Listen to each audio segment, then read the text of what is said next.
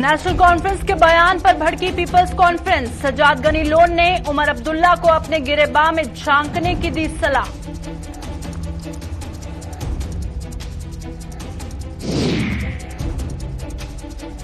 राज्य का दर्जा छीने जाने पर फिर बिफरे उमर। केंद्र पर जबरदस्ती फैसला थोपने का लगा आरोप। 370 पर अलग अलग राय रखने वालों की निंदा।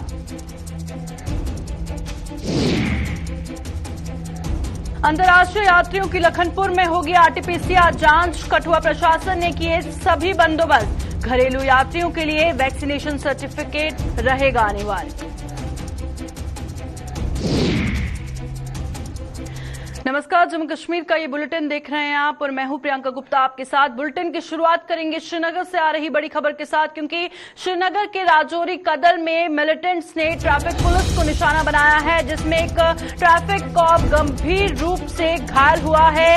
और वहीं पर यह बताया जा रहा है कि फिलहाल सुरक्षा बलों ने मिलिटेंट्स की तलाश के लिए जो है अभियान चलाया है और जो ट्रैफिक कॉप गंभीर रूप से घायल हुआ है उसे इलाज के लिए एसएमएच अस्पताल ले जाया गया है, जिनका नाम मोहम्मद अब्दुल्ला बताया जा रहा है। ये वाकया तब पेश आया जब राजौरी कदल में मोहम्मद अब्दुल्ला अपनी ड्यूटी दे रहे थे। उसी के दौरान उनको गोलियों का निशाना बनाया गया, जिसके बाद वो गंभीर रूप से घायल हो गए।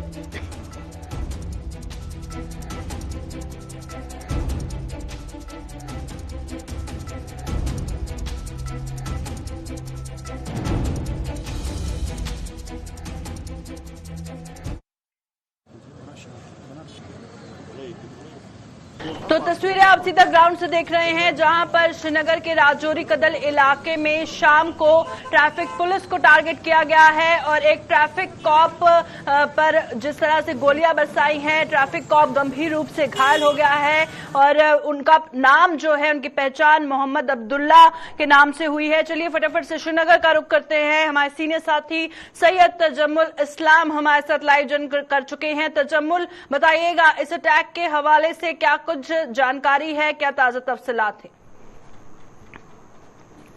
का आज शाम को श्रीनगर के डाउनटाउन राजौरी कदल के आसपास में गनी मेमोरियल स्टेडियम मौजूद है और उसके बाहर जम्मू कश्मीर पुलिस का selection grade constable Mohammad Abdullah traffic को रेगुलेट कर रहा था।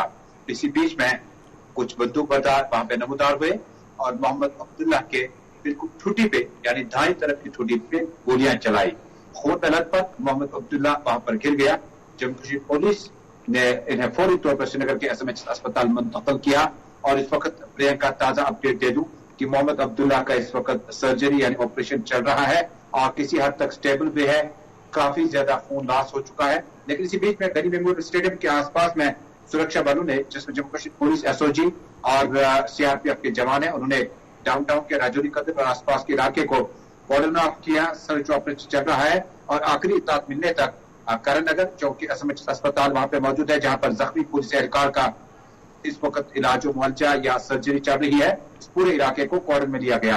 काफी टाइम बाद आपको याद होगा कि बीते हफ्ते में शहर के इसी इलाके में कई बार हमले हुए और बीते हफ्तों के दौरान ही यहाँ पर एक सेल्समैन पर नजदीक से हमला किया था, जो मावा के शॉप पे काम कर रहा था। और उसके बाद आहिस्ता आहिस्ता इस इलाके में आज शाम देर गई, क्योंकि जब दुकानें और कारोबारी इदारे बंद होने लगे तो अचानक ट्रैफिक पुलिस को पर हमला हुआ। अब प्रियंका, समझने वाली बात यह है कि जम्मू कश्मीर पुलिस के कई विंग्स हैं, जिनमें क्राइम ब्रांच भी है, CID, executive police, armed police, Indian reserve police, ये वो मुख्तलिफ विंग्स है जो जम्मू कश्मीर पुलिस में एक डीजीपी के कमांड में है। इसके बाद ट्रैफिक पुलिस कॉर्प्स पर बहुत बार ज्यादा हमले नहीं देखे, बहुत कम बार इस तरह के हमले होते देखे। लिहाजा मुझे लगता है कि राजौरी कदल में ट्रैफिक रेगुलेट करने के दौरान, जो कि जम्मू कश्मीर पुलिस के इन ड्यूटियां जो होती है वक्तन फौक्तन मुख्तलिफ विंग्स में तब्दील हो जाती है, लेकिन आज ट्रैफिक पुलिस विंग के इस constable selection grade constable Mohammad Abdullah पे हमला हुआ और जख्मी हालत में इस वक्त इनका इलाज जो है श्रीनगर के एसएमएच अस्पताल करण नगर में जारी है। बिल्कुल, जिस तरह से आपने जिक्र किया कि उनकी सर्जरी चल रही है और साथ ही बताया जा रहा है कि इनके आर्म में बुलेट इंजरी हुई है। उनका नाम मोहम्मद अब्दुल्ला बताया जा रहा है। पता चल पाया है कि कहां से वो ताल्लुक रखते हैं? देखिए, अभी चूंकि ये थोड़ा सा मामला जो है सिक्योरिटी एंगल से जम्मू कश्मीर पुलिस अभी देख रही है और मोहम्मद अब्दुल्ला नाम के कितने ही जवान जो हैं जब कोई पुलिस या ट्रैफिक विंग में काम कर रहे हो, पुलिस ने अभी उनके इलाके की शनाख्त को जाहिर नहीं किया, आइडेंटिफाई नहीं किया, लेकिन इतना बताया कि ट्रैफिक पुलिस का जो सिलेक्शन ग्रेड कांस्टेबल था मोहम्मद अब्दुल्ला जख्मी हुआ है, और जो खबर आगे बढ़ेगी उनके आबाई इलाके का नाम भी अपडेट किया जाएगा। लेकिन फिलहाल जख्मी कांस्टेबल को जम्मू कश्मीर पुलिस ने फौरी तौर पर एसएमएच अस्पताल पहुंचाया, और कुछ खबरें ये भी है कि शायद उनकी हालत जो है वो स्टेबल है, और आहिस्ता आहिस्ता जो है ऑपरेशन थिएटर में इस वक्त है, रिकवरी मोड में है। लेकिन जो कि पुलिस डिपार्टमेंट के सीनियर अफसरान के साथ साथ इस जगह पर इस वक्त नाका पार्टियां लगा दी गई है करीमनगर और उसके आसपास के इलाके, सफा कदल आसपास के इलाके में, और साथ ही जहां यह हमला हुआ राजौरी कदल के गनी मेमोरियल स्टेडियम के पास, वहां पर भी सुरक्षा व्यवस्था जो है मजीद चौकस कर दी गई। शुक्रिया तजम्मुल, तमाम जानकारी फराहम करने के लिए। सैयद तजम्मुल इस्लाम श्रीनगर से सीधा जानकारी दे रहे थे कि वहां कहां पर रिस्ट्रिक्शन फिलहाल ग्राउंड पर देखने को मिल रही है। जगह जगह पर नाके लगा दिए गए हैं, कॉर्डन में पूरे इलाके को ले लिया गया है, बड़े पैमाने पर सर्च ऑपरेशन चलाया जा रहा है। पर जो ट्रैफिक कॉप इस हमले में गंभीर रूप से घायल हुए हैं, फिलहाल जो उनकी हालत है वो स्टेबल बताई जा रही है।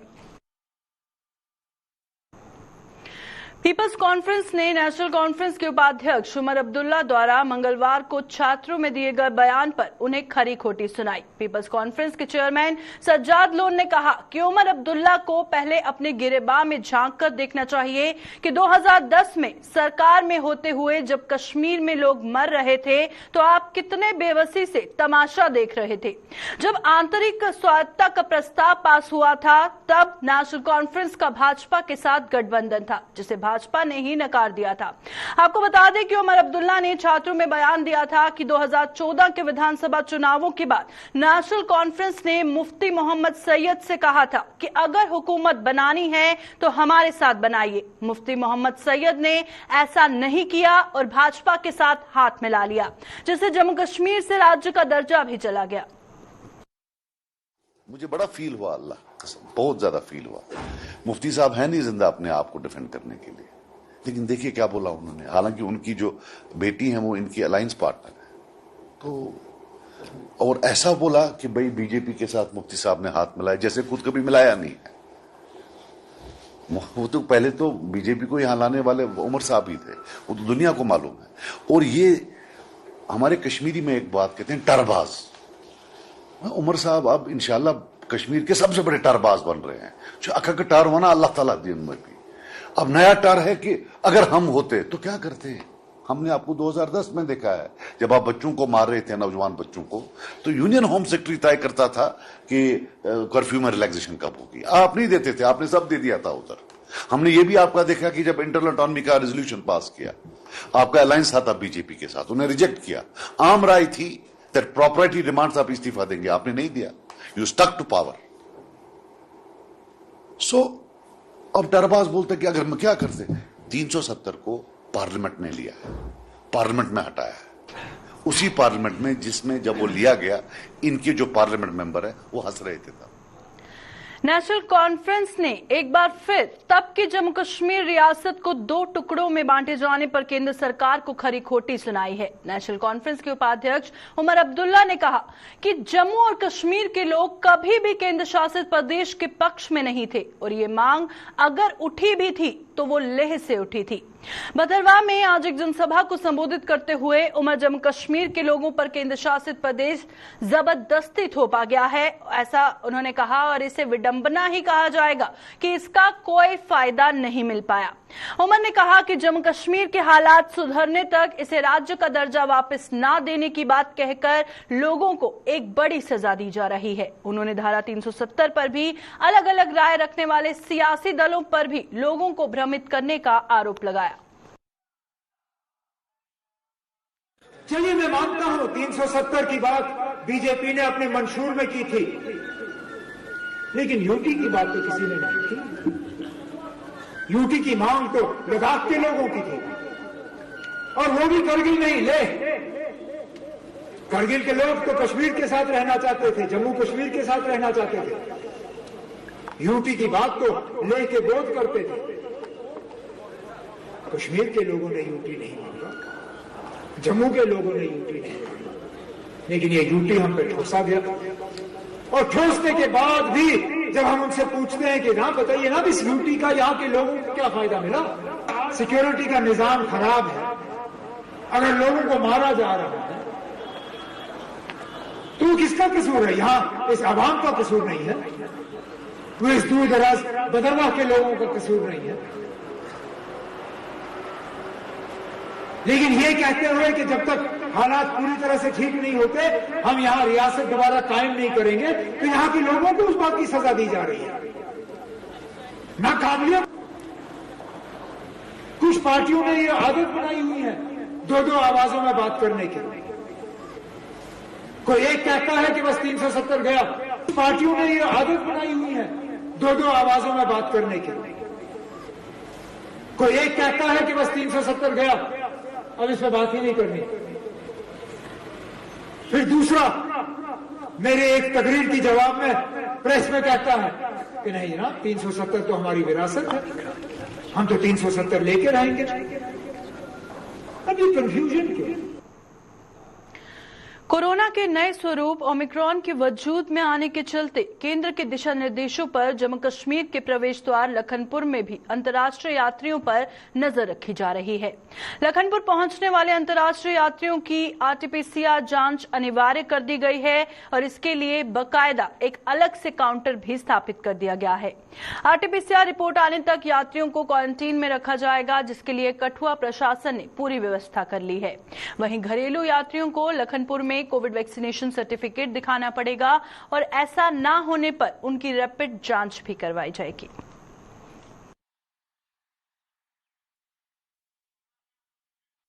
हो रहा है उसमें ये चीज है कि जितने भी फॉरेन ट्रैवलर्स हैं वो उधर लखनपुर में रिपोर्ट करेंगे। वहाँ पे जैसा कि आपको भी पता है कि जितने भी फॉरेन ट्रैवलर्स हैं उनका एयरपोर्ट पे भी मैंडेटरी टेस्टिंग है, but in spite of that वो जब लखनपुर में आएंगे तो उनकी फिर से टेस्टिंग होगी और आरटीपीसीआर टेस्ट होगा। उसके लिए हमें ये भी हिदायत दी गई है कि जब तक वो टेस्ट की रिपोर्ट नहीं आएगी तो कंसर्न जो फॉरेन ट्रैवलर है उसको क्वारंटीन में रखना है। डिस्ट्रिक्ट एडमिनिस्ट्रेशन कठुआ ने इंस्टीट्यूशनल क्वारंटीन और पेड क्वारंटीन की आइडेंटिफिकेशन स्टार्ट कर दी है। इंस्टीट्यूशनल क्वारंटीन में अगर वो जो ट्रैवलर है वो पॉजिटिव आता है तो उसको इंस्टीट्यूशनल क्वारंटीन में रखना है।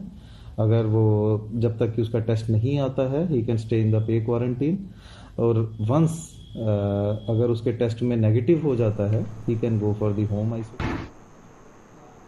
केंद्रीय वित्त मंत्री के आदेश पर जिला स्तर पर आयोजित आयकर एवं जीएसटी को लेकर जागरूकता अभियान एवं जनसंवाद कार्यक्रम जारी है।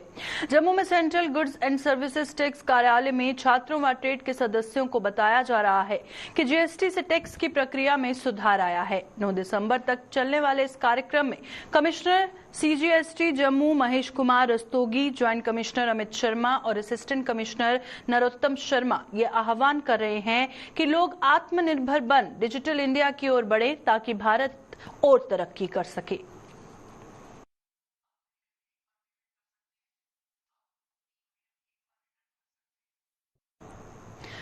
प्रदूषण रहित वाहनों के इस दौर में इलेक्ट्रिक स्कूटी का क्रेज भी दिन ब दिन बान के मद्देनजर बिश्ना के केसी मोड़ इलाके में सरस्वती एंटरप्राइजेस नाम के इलेक्ट्रिक स्कूटियों का एक शोरूम खोला गया है। इस शोरूम का उद्घाटन आज महामंडलेश्वर अनूप गिरिजी महाराज ने किया और इसके प्रबंधन को शुभकामनाएं दी।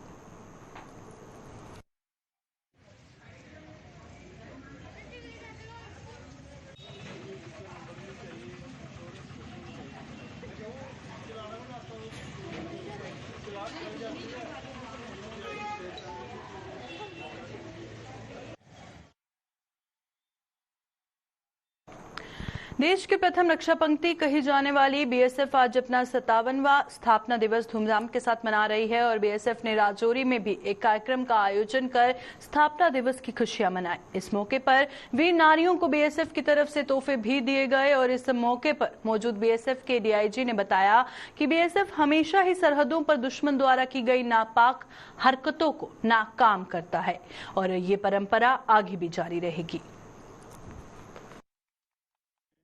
दूसरी तरफ से कोई ऐसी कोशिश होती है इन्फिल्ट्रेशन की या कुछ और देश विरोधी गतिविधियां करने की, तो उन सारी गतिविधियों को नाकाम करने में सक्षम रही है।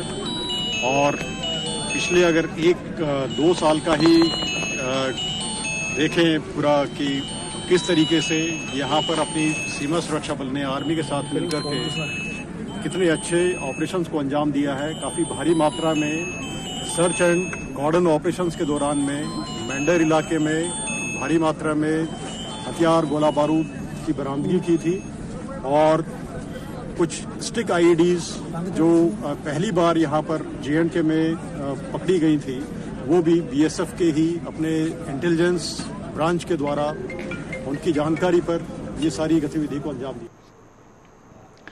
कश्मीर के कलाकारों को मंच प्रदान कर प्रतिभा दिखाने का मौका देने वाली भारतीय सेना की ओर से कुपवाड़ा में जश्न जम्मू कश्मीर कार्यक्रम का आयोजन किया गया। जम्मू कश्मीर की कल्चरल अकेडमी और संगीत नाटक अकेडमी नई दिल्ली के सहयोग से आयोजित इस कार्यक्रम में कलाकारों ने कश्मीर के लोक संगीत और लोक नृत्य के जरिए जमकर समा बांधा। सेना की 160 इन्फेंट्री बटालियन के लेफ्टिनेंट कर्नल गौरव पठानिया सहित पुलिस प्रशासन के अधिकारी व जनप्रतिनिधि भी इस मौके पर मौजूद रहे।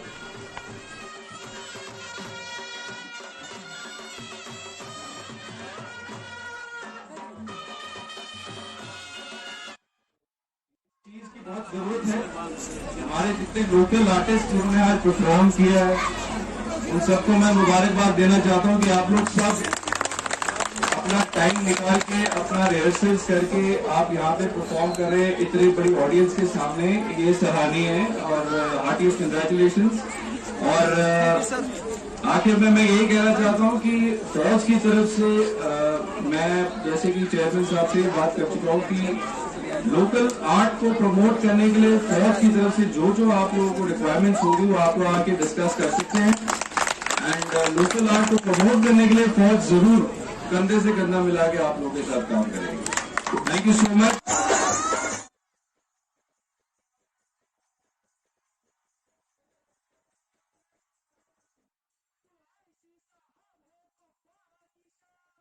कहते हैं हौसले बुलंद हो तो इंसान कोई भी मंजिल हासिल कर सकता है। ऐसे ही एक शख्स है महाराष्ट्र के अजय लालवानी, जिनकी आंखों की रोशनी तो नहीं है, लेकिन वो एक ऐसे मिशन पर निकले हैं जिसके बारे में एक भला चंगा इंसान सोच भी नहीं सकता।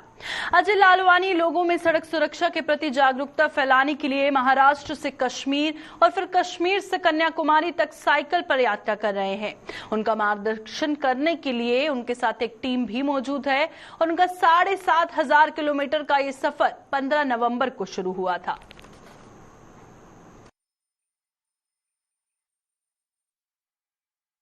जो जर्नी स्टार्ट की थी वो 15 नवंबर को सुबह 4 बजे गेटवे ऑफ इंडिया मुंबई से शुरुआत की थी और हमारा जो लक्ष्य है 7,500 किलोमीटर का 45 दिनों में करने का। मुंबई से श्रीनगर, श्रीनगर से कन्याकुमारी, कन्याकुमारी से फिर मुंबई, ऐसे हम 45 दिनों में 7,500 किलोमीटर की दूरी तय करने वाले हैं। और हमारा जो इसके पीछे का इंटेंशन है वो यानी रोड सेफ्टी के लिए हम कॉज लेके चल रहे हैं और विजुअल इम्पैक्ट के लिए अवेयरनेस क्रिएट होनी चाहिए सोसाइटी में, इसके कारण। और आज जाके मैं उधमपुर पहुंचा हूं, उसके दरमियान काफ़ी रोड्स खराब मिले मुझे, मेरी साइकिल भी उसके कारण खराब हुई और मैं गिरा भी काफ़ी बार, पर डर तो मन में नहीं है क्योंकि विश्व रिकॉर्ड बनाना है तो काफ़ी सारे प्रॉब्लम्स को फेस करना भी ज़रूरी है। बसंतगढ़ मार्ग पर आज एक सैन्य वाहन पलटने से 2 सैनिक घायल हो गए। यह हादसा इस मार्ग पर गोंदिया इलाके में तब पेश आया जब चालक द्वारा संतुलन खो देने से वाहन पलट गया। इन दोनों घायलों को इलाज के लिए उपजिला अस्पताल पहुंचाया गया, जहां एक की गंभीर हालत के मद्देनजर उसे उधमपुर रेफर कर दिया गया।